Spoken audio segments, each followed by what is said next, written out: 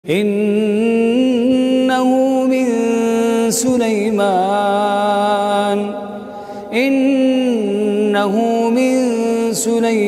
wa innahu bismillahirrahmanirrahim. La in syakartum la azidannakum wa la in kafartum inna azabi lasyadid. Assalamualaikum warahmatullahi wabarakatuh.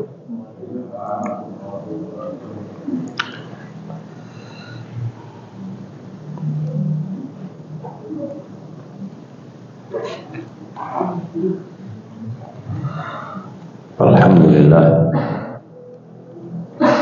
assalatu wassalamu ala rasulillah wa ala alihi wa sahbihi wa mawala, amma ba'du. Ini pertemuan yang kedua membahas tentang fikih muamalah. Kembali kita jelaskan, muamalah itu cakupannya banyak ya. Tapi dalam pembahasan ini fikih muamalah pada bab jual beli. Kita sampaikan kemarin di pertemuan yang pertama definisi jual beli ya, dan seterusnya. Sekarang selanjutnya jual beli ditinjau dari waktu penyerahan jual beli, ditinjau dari waktu penyerahan, itu terbagi menjadi 4 macam. Jual beli ditinjau dari waktu penyerahan, itu ada 4 macam. Yang pertama, barangnya ada, uangnya juga ada, dan ini adalah asal sebuah transaksi. Barang ada, duitnya juga ada. Yang kedua,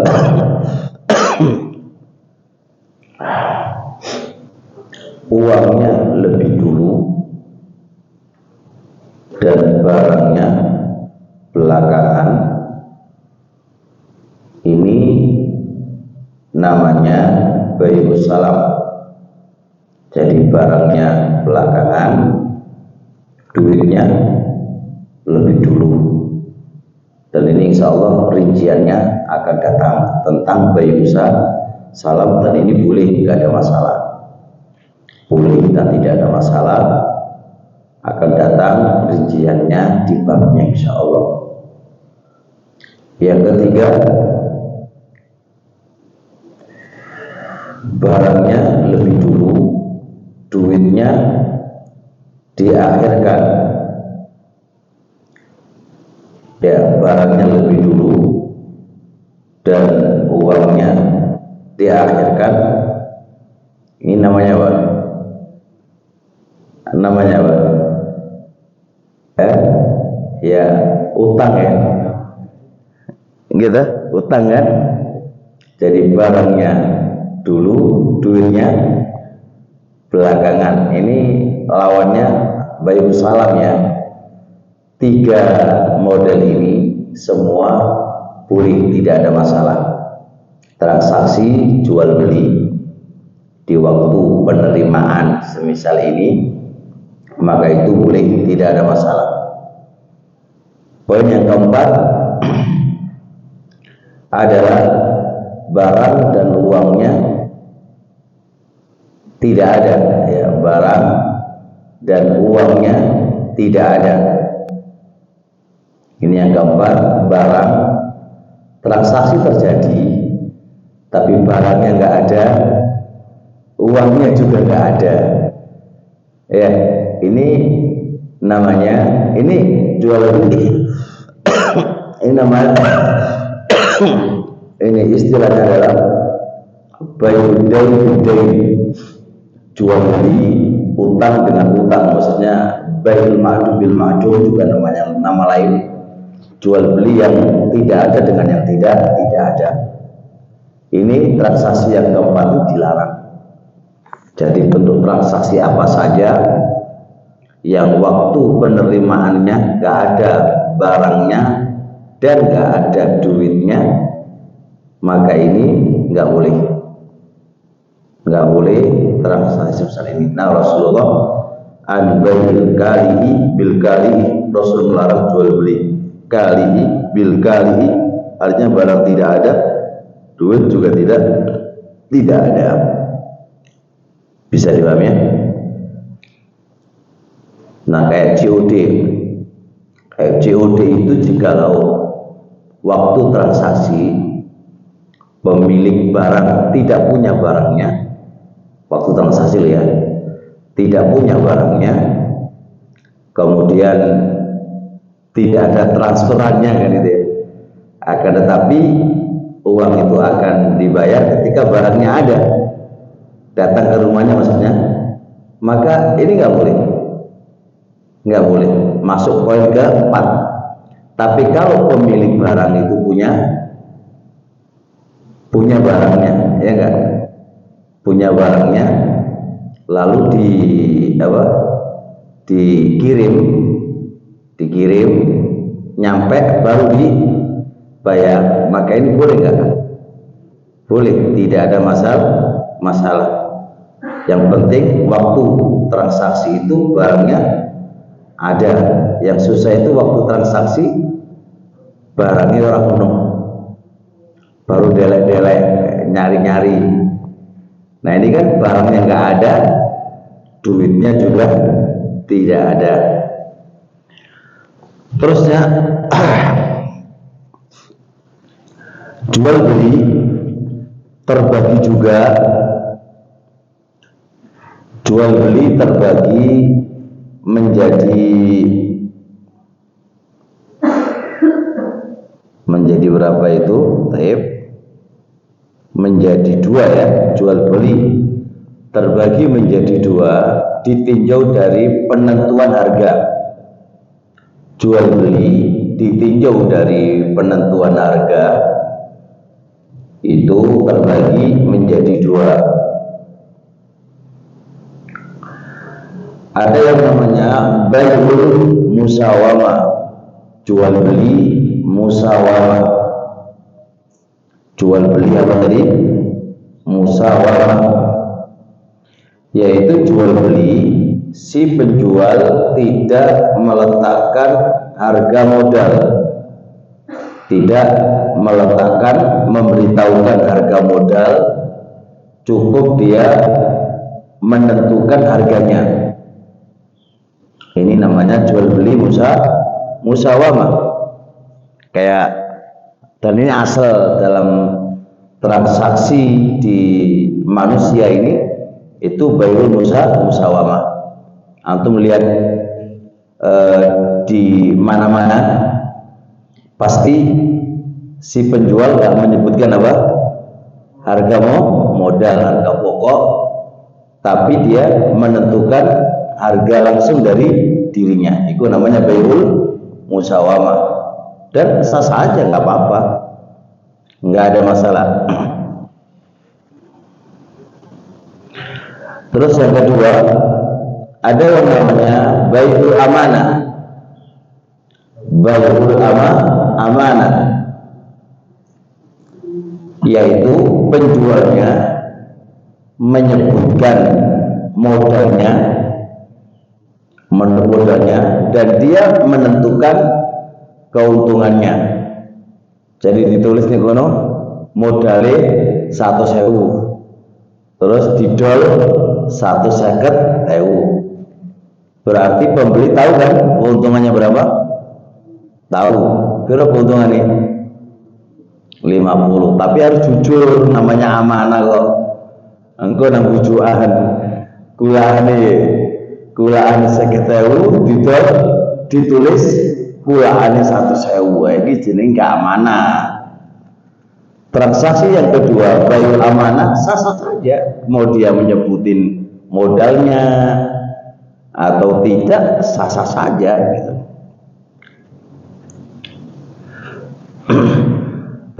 Bayul amanah terbagi menjadi 3 lagi. Bayul amanah terbagi menjadi 3 lagi.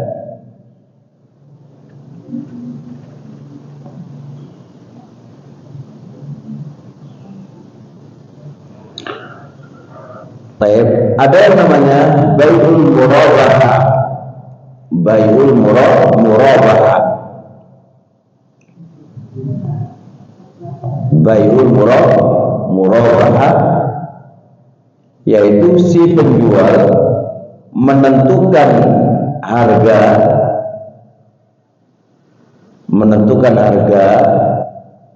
plus menentukan modal ya, menentukan modal plus juga menyebutkan keuntungan. Misal aku kulaan 80 atau aku kulaan 100.000 dan saya jual 150.000. Ini namanya bayul murabahah. Atau dia menentukan keuntungan dengan persentase. Ya, saya kulaannya 100.000, saya naikkan 1%. Artinya murabahah ini disebutkan modalnya dan dia menyebutkan pula keuntungannya. Ini di fikih ya, baik murabahah. Murabahah di perbankan lebih luas lagi penjabarannya. Tapi asal murabahah itu ini dulu. Karena kita belajar itu jangan terlalu bertele-tele dulu ya. Fondasi dulu kita pahami. Dengan fondasi itu kita akan memahami model-model transaksi yang ada di sekarang.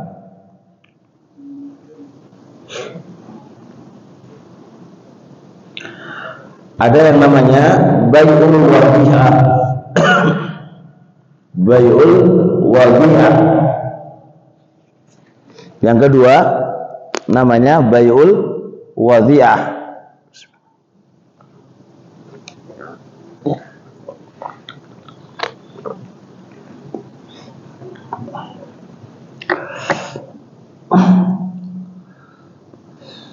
Si penjual menentukan harga modal, menyebutkan harga modal plus menjualnya kurang dari harga modal.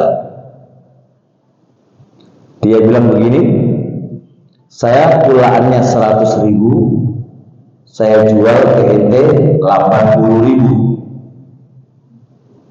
Kalau murabahah naik harganya ada keuntungan, kalau wadhi'ah diturunkan. Rugi apa lagi? Ya rugi. Kan ada model gitu. Mungkin yang beli ustadznya kan, yang beli ustadznya terus bilang, Ustaz, iki demi Allah, demi Allah juga itu kulaanku itu 100.000 Ustaz. Karena yang beli itu Ustaz, ya untuk Ustaz 50.000 aja deh. Ya mohon maaf Ustaz, gak bisa ngasih 100%, ngasihnya 50%. Sah-sah aja, tapi harus jujur. Ini kan macam dari bayul amanah ya. Ini kan macam dari bayul amanah. Ya harus jujur. Engko nang bujukan. Yang khawatir zaman sekarang ini apa? Bujukannya itu loh. Bujukannya itu yang jadi masalah.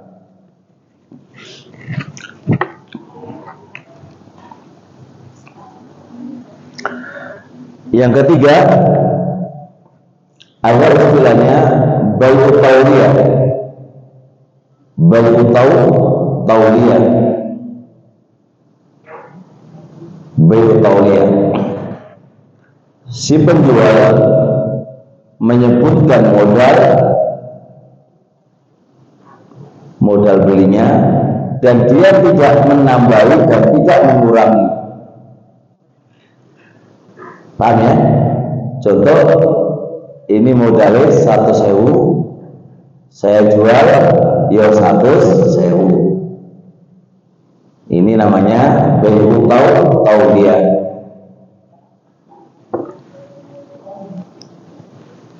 Bisa dipahami semuanya teman-teman? Ya. Jadi apa tadi? Ada bai'ul musawamah dan bai'ul amanah. Jual beli amanah itu terbagi menjadi berapa? 3 lagi. Ada bentuknya murabahah, ada bentuknya apa lagi? Wadilah. Ada contohnya lagi yang ketiga ada tauliyah. Itu jual beli ditinjau dari penentuan harga.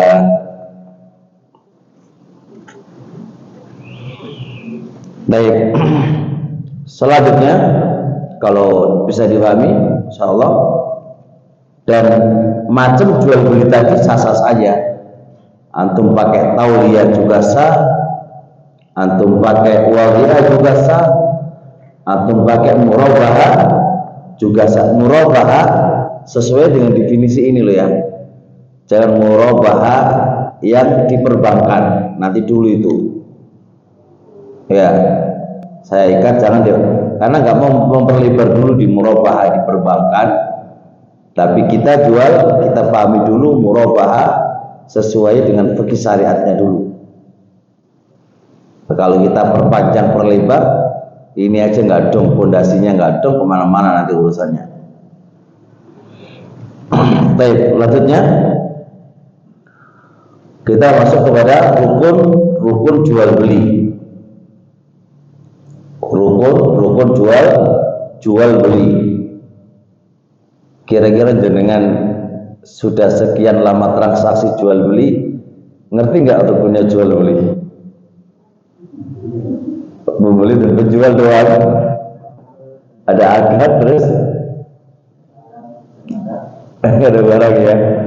Insyaallah ya, ngerti lah ya. Secara umum rukun jual beli itu ada di 3. Rukun jual beli ada berapa? Ada di 3. Yang pertama adalah al-aqidani, 2 yang bertransaksi. 2 yang bertransaksi, yaitu siapa? Pembeli dan penjual. Nah, kalau ada pembeli itu harus piye?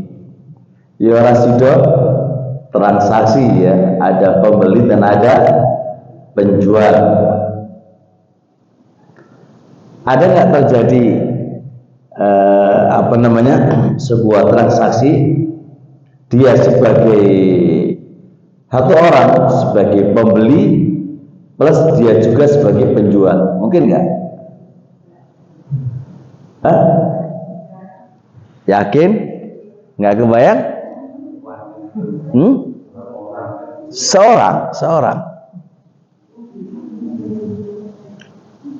Seorang sebagai pembeli plus sebagai penjual.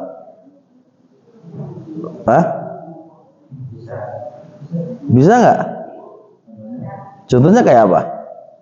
Kita jualan, terus karena kita nggak mau rugi, kita beli, bangun masukin ke usaha. Gimana? Nah, kita punya toko, barang itu kan kita yang beli. Terus? Kita waktu mau ngambil barang itu, kita bayar. Oh iya. Ika manajemen dulu. Manajemen keuangan bicaranya nggak kecampur lah gitu. Ini ada sebuah kasus yang lagi ramai di antara para ulama. Adalah begini. Misal jenengan itu penjual penjual apa ya, penjual untuk apa itu namanya, masjid apa sih ini? Enggak, beli jual semen baru itu apa namanya, toko bangunan. Nah ya, ini jenengan toko bangunan, jenengan jadi toko bangunan plus jenengan juga ketua pembangunan masjid. Saya ngasih uang ke kemana, bukan masjid, ngasih uang ke ketua pembangunan masjid supaya masjid ini dibangun. Duitnya tak serahkan ke siapa? Ketua pembangunan masjid. Nah, ketua pembangunan masjid ini berarti apa? Wakil dari saya, gitu kan ya? Jelas gitu. Nah, dia sebagai penjual plus sebagai pembeli, ya enggak? Kebayang enggak? Nah, ini kasus ini boleh nggak transaksi kayak gini ini? Ini diperdebatkan Pak di antara para ulama. Mayoritas ulama tidak membolehkan ini. Batal transaksinya karena apa? Di sini tidak ada, di sini pembeli dan penjualnya adalah satu orang. Sedangkan rukun jual beli harus ada pembeli dan penjual, bukan satu orang. Tapi ini masih perdebatan lah ya. Saya nggak mau perlebar, saya cuma ngasih bayangan untuk kayak misal contoh jenengan penjual kue, terus jenengan juga diamanati menjadi ketua konsumsi Jumat berkah, gitu kan ya, wes ya, Jumat berkah, gitu kan. Nah, maka donasi itu masuk ke dia semuanya. Nah, kemudian dia menjual barangnya. Siapa yang beli? Ya dia yang beli. Dianya yang beli. Ini pembeli satu orang, penjual dan pembeli satu orang. Nah, ini diperdebatkan di antara para ulama. Banyak ini. Nah, karena nggak ngerti ilmu itu, nah, saya nggak bahas perdebatannya ya. Cuma ngasih satu kasus kayak gini, ayo belajar, belajar. Karena nggak ngerti ilmu nih, maka seakan-akan hal itu biasa. Aku nggak nipu kok, sesuai dengan apa harganya ya bodoh, gitu kan? Ya nggak ada unsur penipuan, nggak ada apa, gitu kan? Tapi permasalahannya bukan di situ kan? Permasalahannya adalah ini rukunnya jual beli ente tok, mana pembelinya, mana penjualnya. Walaupun jumhur mengatakan di situ ada mengandung ilah berupa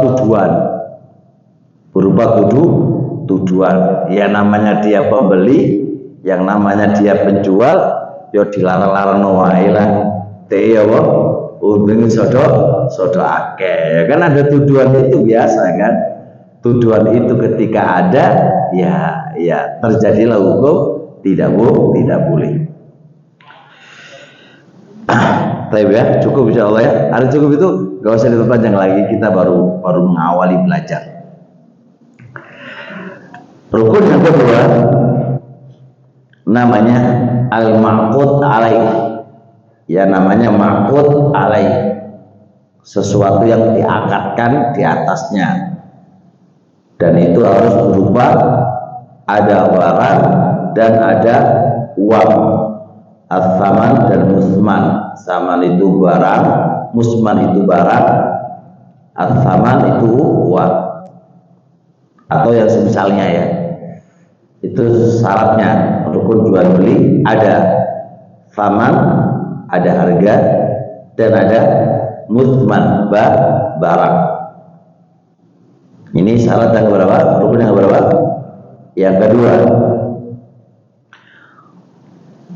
Yang ketiga, Yang ketiga, harus ada sigo akad. Harus ada sigo akad. Sigo itu sesuatu yang menunjukkan sebuah akad. Baik sigo akad itu berupa ucapan ataukah berupa perbuatan. Ucapan kayak apa? Saya beli dan saya jual. Itu namanya ijab dan qabul. Itu sigo akad yang berupa ucapan. Ada sigo akad yang berupa perbuatan. Podo meneng-menengi gitu kan ya. Ya toh? Tapi saling menyerahkan. Tapi dipahami oleh uruf itu sebuah transaksi. Gak ada sigo ucapannya, tapi ada sigo perbuatan. Kayak piye? Kayak tuku bensin gitu kan? Bensin yang ada di mana? Di botol itu kan? Jenengan cukup bensin di situ ono wadahi duit gitu kan? Nah di sini adakah ucapan dari transaksi tadi?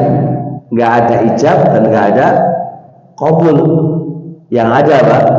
Sebuah perbuatan yang itu difahami oleh al-uruf adalah sebuah transaksi. Misal contoh kayak kita masuk kantin, kayak di Indomaret aja, antum ngambil barangnya, meneng wae cukup barangnya, neng kasir dia meneng wae. Kalau tulisannya kan kayak duitnya ada kelebihan atau ambil, dah podo menengi, paham ya? Ya kedua-duanya meneng gitu kan. Nah ini apa? Ini sirah akad, dan itu sah menurut pendapat yang paling kuat. Jadi sirah akad ada berapa tadi? Ada dua ya. Ada berbentuk ucapan dan ada berbentuk perbuatan yang itu secara uruf dinamakan transaksi. Kayak transaksi yang ada di bandara itu, beli air minum, iya tak? Ada masukan apa?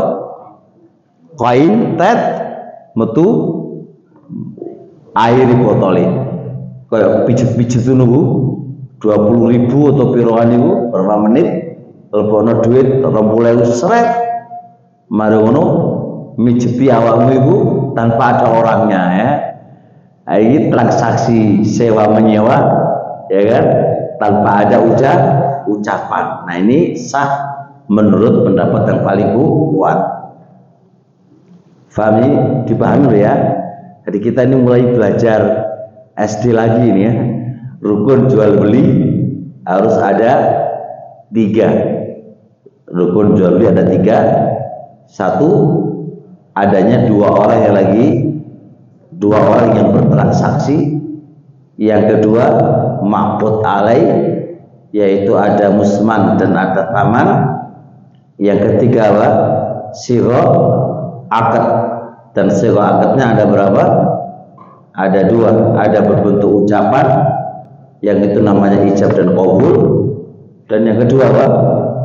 Ada yang berbentuk perbuatan, yang mana perbuatan itu secara uruf menamainya jual beli, menamainya jual beli.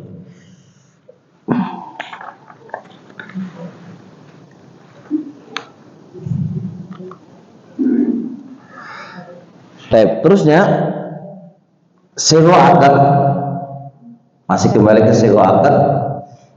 Jikalau sirah akad itu berbentuk ucapan, ini namanya ijab dan qabul. Jikalau sirah akad berbentuk ucapan, itu namanya bai'ul mu'ata, jual beli saling memberi. Jadi kalau ijab qabulnya atau sirah akadnya berupa ucapan, maka ini namanya apa? Bai'ul mu'atati, jual beli saling memberi. jual beli saling memberi. Nah, itu namanya jual beli mu'atalati. Itu tadi kita belajar apa? Rukun jual beli. Seterusnya kita belajar lagi syarat jual beli, Pak ya. Syarat jual beli. Rukun kalau tidak ditepati atau jika tidak ada rukun, maka transaksi itu menjadi batal. Namanya aja rukun. Begitu pula syarat. Kalau syarat itu nggak terpenuhi, maka berarti batal transaksi tadi. Itu harus dipahami, rukun sama syarat. Cuma ada yang membedakan, kalau rukun itu di dalam akadnya, tapi kalau syarat itu di luar akadnya. Cuma sama-sama memiliki fungsi. Kalau tidak terpenuhi itu batal. Cuma perbedaan antara syarat sama rukun, kalau syarat itu di luar akad, tapi kalau rukun di dalam akadnya.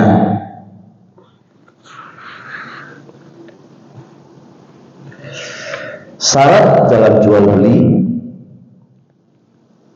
satu, harus tawari minal aqidaini, saling ridho, harus saling ridho dari dua orang yang bertransaksi. Harus saling ridho dari dua orang yang bertransaksi. Kalau nggak ridho berarti boleh nggak? Batal ya. Syarat ini berdasarkan dengan firman Allah Subhanahu wa taala, ya ayyuhalladzina amanu la ta'kulu amwalakum bainakum bil batil illa an takuna tijaratan an taradin minkum. Ayat ini menunjukkan dua poin.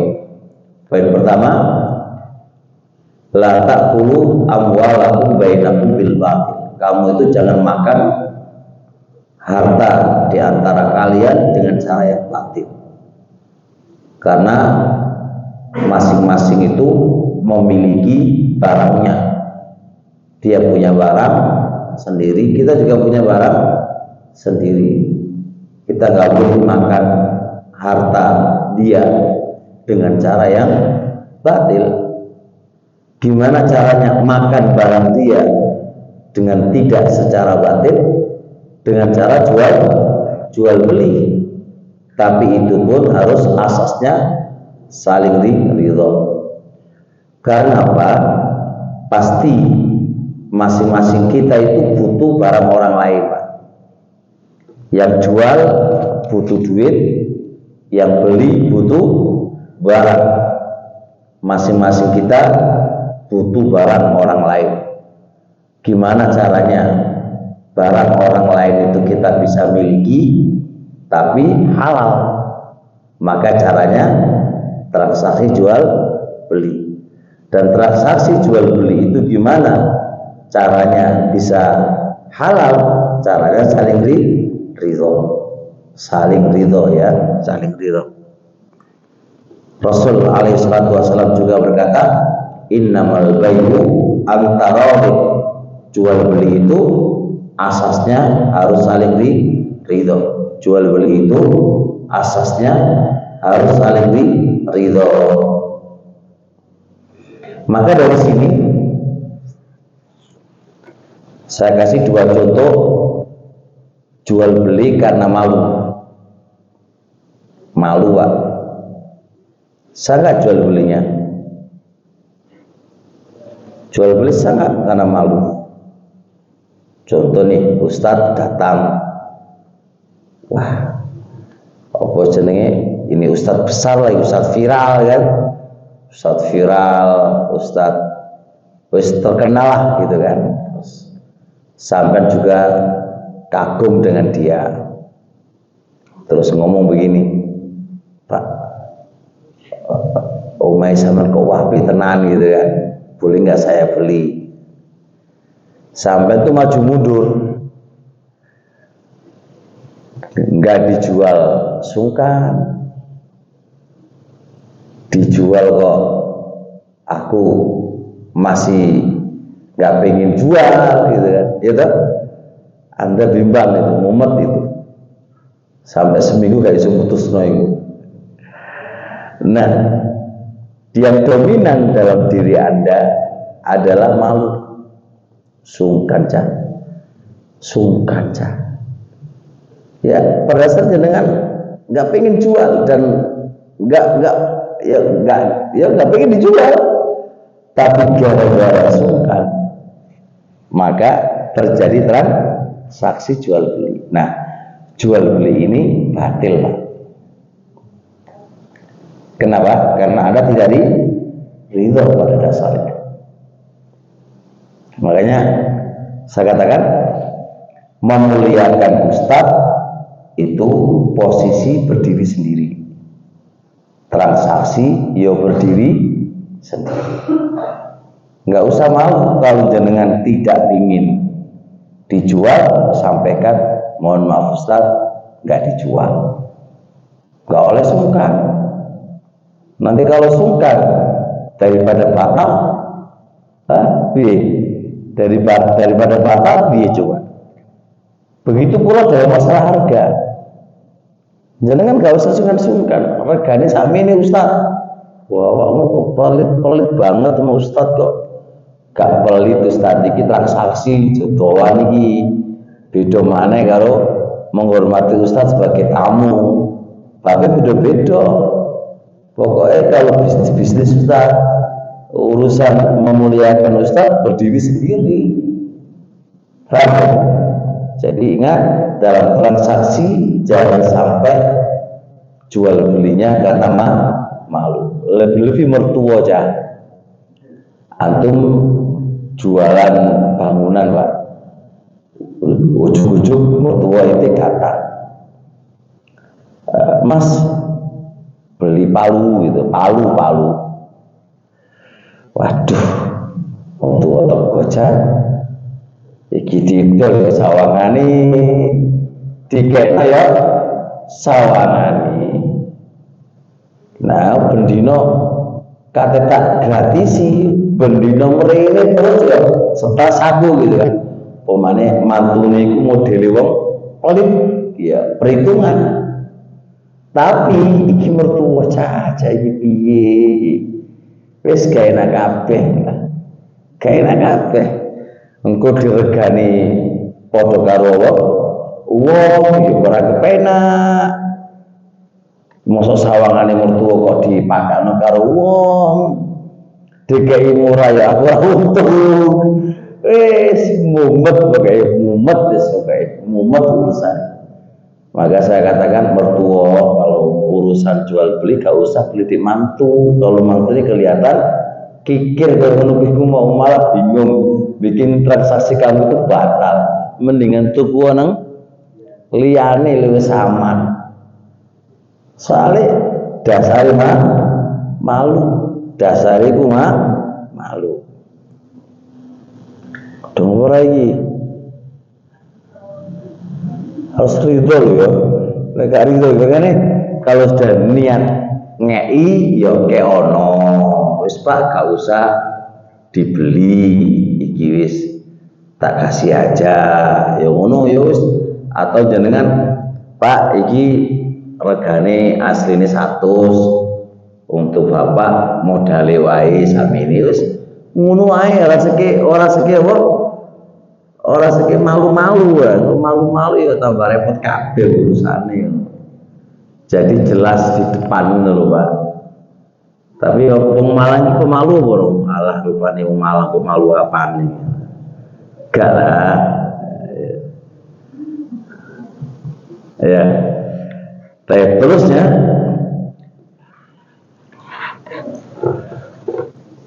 jual beli dipaksa itu sah nggak Pak?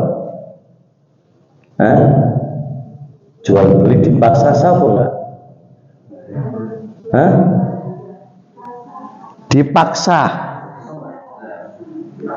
Paksa. Apa sih? Pasah. Ya Allah ibu-ibu. Ngantuk to piye? Masa jual beli pasah. Iku lah pasah iku, tahu pasah apa pasah iku?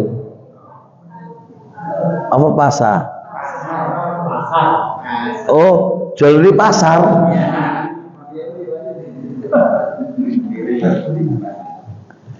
Iki jual beli dipaksa. Dipaksa ibu-ibu. Ngene lho dipaksa. Nabi sapa ora jual beli dipaksa iku? Dipaksa sapa enggak? Kenapa enggak sah? Ya karena enggak ridho kan, gitu loh. Lo kok susah jawabin lho iki. Jual beli dipaksa ya ora sah. Karena tidak ada unsur ridho. Cuma para fuqaha itu membagi dua. Ada dipaksa karena hak, karena suatu kebenaran, dan ada dipaksa bukan karena suatu kebenaran. Kalau transaksi, akadnya transaksi itu dipaksa bukan karena kebenaran, bukan karena hak, bukan karena hak tertentu ya, maka itu batal karena tidak ada unsur ridho. Akan tetapi jikalau dipaksa karena ada suatu hak, maka itu sah. Contoh kayak piye? Anda itu punya utang tapi gak belum bayar, lalu yang mengutangi melaporkan ke pihak negara, itu Pak duitku diutang sama iku sekian-sekian, ora gelem nyaur, padahal barangnya yo akeh, mobil ono omahe 5, mobil 10, udah motori 100, tapi ora gelem nyaur utang. Maka pihak pemerintah memaksa dia untuk menjualnya. Dia ridho enggak ridho, tapi ini sah. Kenapa sah? Karena maslahatnya lebih besar ketimbang kerusakannya. Kerusakannya kan hanya seputar ke dia saja karena enggak ridho, tapi kemaslahatannya besar karena membayar hak orang lain. Maka itu sah. Nabi bilang, aku enggak ridho kamu jual, kamu maksa aku. Ya wis. Deal ya. Kasus kedua, pemerintah maksa tanahmu dijual ke pemerintah untuk jalan tol saja untuk. Iku sah apa enggak itu? Saya awakmu gak ridho loh, ridho ora? Lo ada yang gak ridho soalnya engkosik tak dol kari-kari wae, regane luwe larang. Ini juga perdebatan di antara mereka dan antara para ulama. Yang paling kuat pendapatnya sah dengan syarat pemerintah membelinya dengan harga normal demi kemaslahatan yang lebih besar. Karena nggak ridhonya dia itu kerusakan yang ringan dibandingkan dengan kemaslahatan. Tapi syaratnya pemerintah harus membayar dengan harga umum. Tapi jikalau dia jualnya dengan harga tinggi, yang punya tanah itu mau tak belum, ya boleh pemerintah memaksa dia, tapi dengan harga standar. Tapi jikalau pemerintah membelinya di bawah harga standar, maka nggak boleh pemerintah memaksa. Ini nggak boleh karena mengambil hak orang lain dengan cara batil. Wa dalil ala hadza, tentang perbuatan Umar bin Khattab radhiyallahu taala dalam perluasan Mekah dan Madinah, itu juga ada unsur pemaksaan kepada sebagian orang yang tidak mau menjualnya. Dipaksa oleh Umar, bahkan dipanggil, bahkan bisa dihukum, dipenjara oleh Umar. Karena untuk kemaslahatan, tapi dia nggak mau dipenjara sama Umar bin Khattab. Padahal Umar itu membelinya harga 2 kali lipat dari harga biasanya, harga normalnya. Maka Umar panggil itu, kalau nggak kamu jual, tak penjara kamu. Dia ancam sama Umar. Karena demi kemaslahatan. Paham gak? Paham ora? Sekarang pertanyaan kedua, apa hukum jual beli karena terpaksa? Bedakan dipaksa dengan terpaksa, beda enggak? Kalau terpaksa kayak gini, karena kepepet. Contoh anaknya loro, anaknya di rumah sakit, ya harus operasi, sepeda motor satu-satunya milik dia untuk pencaharian, sesuap nasi, bahasa sesuap nasi, mencari nasi makan untuk keluarganya. Kira-kira rela nggak dia jual itu? Ridho nggak dia jual itu? Apa mana sentuku itu kalau cepet kan regane sodok murah, wis nangis jeru, jopo jeru nangis sih Pak. Jopo yo nangis, jeru yo nangis. Maksudnya salah tetesan air mata yo nangis, hati yo nangis. Ini kepepet dia coba. Sah nggak? Nggak ada ridho ini, sah. Tidak ada masalah. 1-2 alasan. Alasan pertama, asal jual beli itu adalah sah dan tidak ada dalil yang menyatakan apa itu batal. Alasan kedua,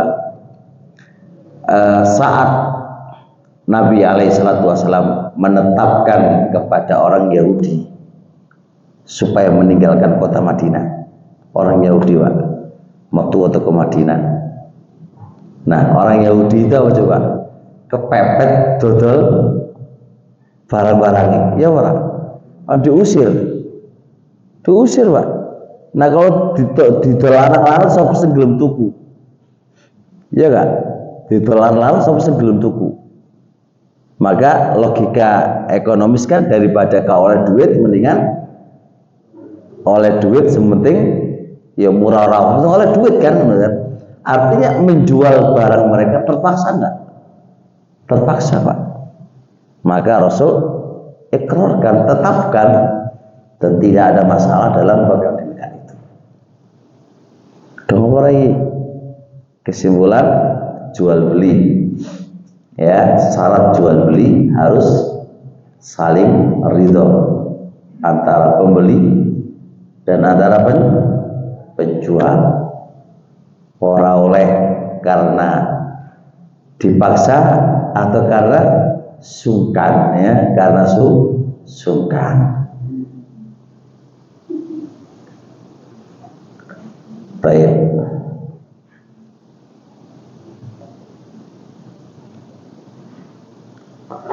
Terusnya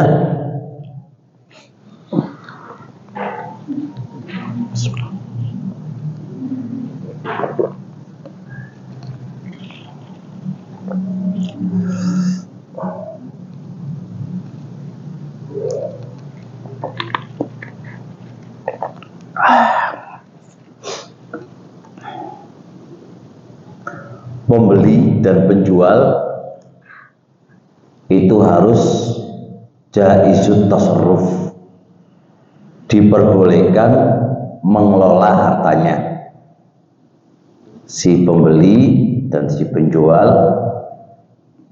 itu disyaratkan harus jaizut tasarruf, harus diperbolehkan untuk mengelola hartanya dia.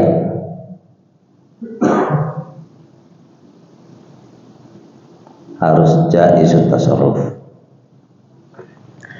Dan jaizut tasarruf itu ada tiga.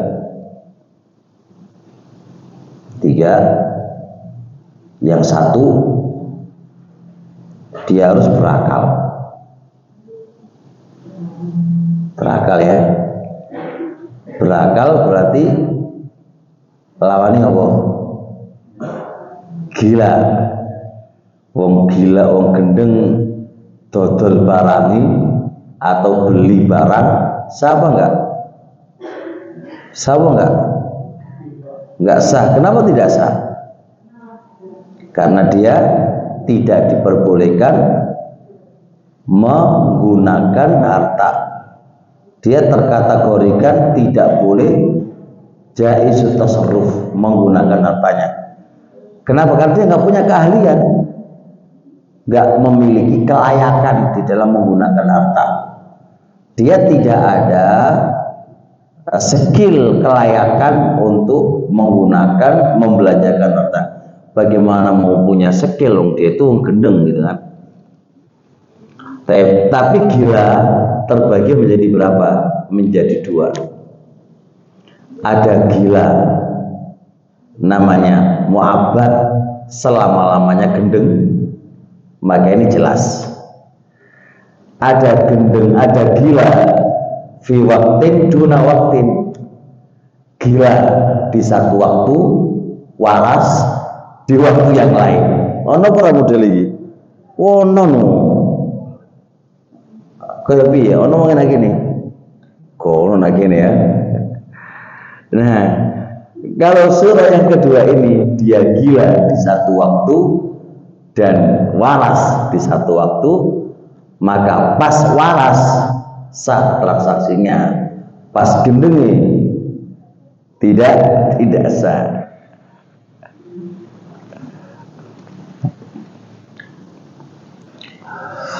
Terusnya ya Bu, sudah dua aja, menambahi si jingkas ibu-ibu itu. Baik, yang kedua jaizut tasarruf itu yang kedua siapa? Dia harus balik.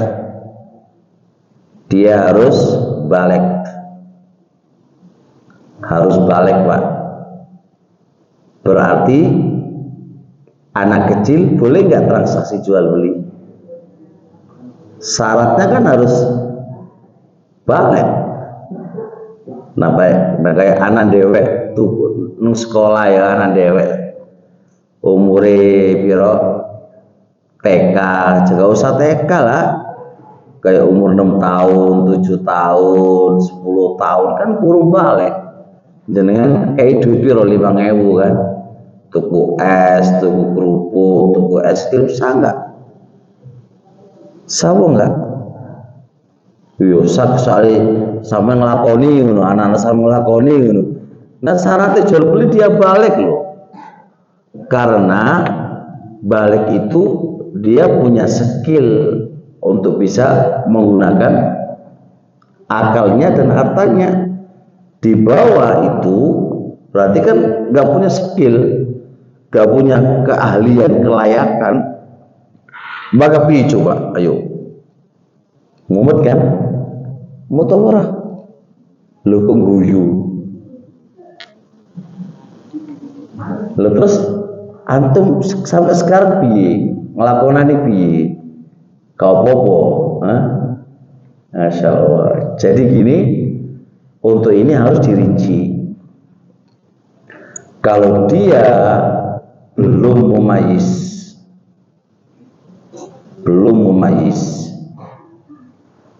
mumayyiz ya belum mumayyiz, ulama sepakat nggak sah transaksinya, belum mumayyiz, kecuali kalau anak itu dikei kertas, maka transaksinya di atas pengawasan orang tuanya, itu gak apa-apa. Tapi kalau dia berangkat dewe, cukup duit dewe, maka itu transaksinya nggak sah. Imam Nawawi dalam kitab Majmu' Naqal al-Ittifaq nggak sah. Tapi jikalau dia itu mumayyiz, itu maksudnya itu iso bedakno iki ayu iki elek, iso bedakno iki putih apa hitam, iso bedakno ngono lho Pak. Zaman saiki itu mumayyiz anak-anak tuh cepet banget ya. Delok ayu ketok ayu iso ngarani ayu gitu loh. Walu songo wis ketok ayu wis ketok kan ngerti iso gitu kan. Paham banget kayak gitu kan. Itu namanya mumayyiz. Nah, mumayyiz itu pendapat yang paling kuat untuk mumayyiz sah dengan syarat transaksinya sewajarnya, kayak 2.000, 3.000, 4.000, 10.000, yang kalau rugi tidak menjadi nangis orang tuanya gitu ya, maka itu sah. Jadi kalau anak-anak sekolah itu kan dikasih duit 5.000 tuh Pak, 5.000 itu transaksi mereka sendiri nggak apa-apa. Kenapa? Karena 5.000 itu tidak mengurangi penderitaan atau tidak membuat menderita ya bagi kedua orang tuanya. Maka ini sah-sah saja. Ini pendapat tempat. Ada juga sebagian riwayat itu salah satu sahabat yang masih kecil tapi mumayyiz transaksi burung. Tapi burung saat itu di masa dulu adalah suatu barang yang murah dan murahan. Beda karo burungin dewek ya. Mono burung berkutut regane 10 juta pemane. Apa itu burung apa itu burung lu apa burung doro ya? Hah? Itu burung doro ora apa? Merpati lho. Iku regane piro iku kalau udah menang apa? Menang apa itu lomba balapan gitu kan. Sing dicekeli wedokane ya, lanange kok mlayu. Iku kate menang tingkat internasional gitu kan. Iku regane luaran gitu nah, beda maneh bape Pak.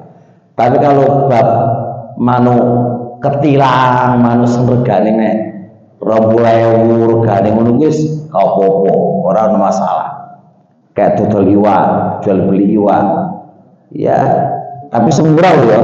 Maksudnya sing pasarane biasa yang tidak menjadikan stres atau nangis ketika orang tuanya itu ditipu atau apa, itu nggak ada masalah Pak. Itu pendapat yang paling kuat dan insya Allah sesuai dengan kaidah syariahnya ad-dinul yusrun, agama itu adalah kemudahan. Dong lagi paham Pak? Wis tape cukup insya Allah jam 5 cukup Pak, 1 jam dulu insya Allah, 1 jam pas, tinggal 1 lagi insya Allah.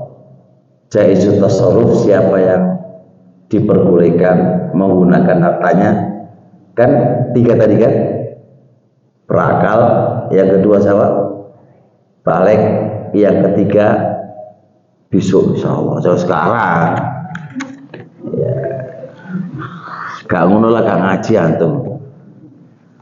Tapi ya cukup insya Allah ya. Subhanakallah bihamdik, asyhadu an la ilaha illa anta astaghfiruka wa atubu ilaik. Assalamualaikum warahmatullahi wabarakatuh. Mohon maaf juga, kesehatanku juga agak sakit, jadi cukup 1 jam aja insyaallah.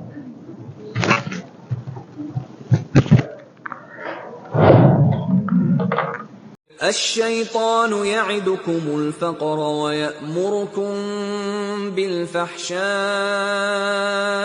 والله يعدكم مغفرة منه وفضلا والله واسع عليم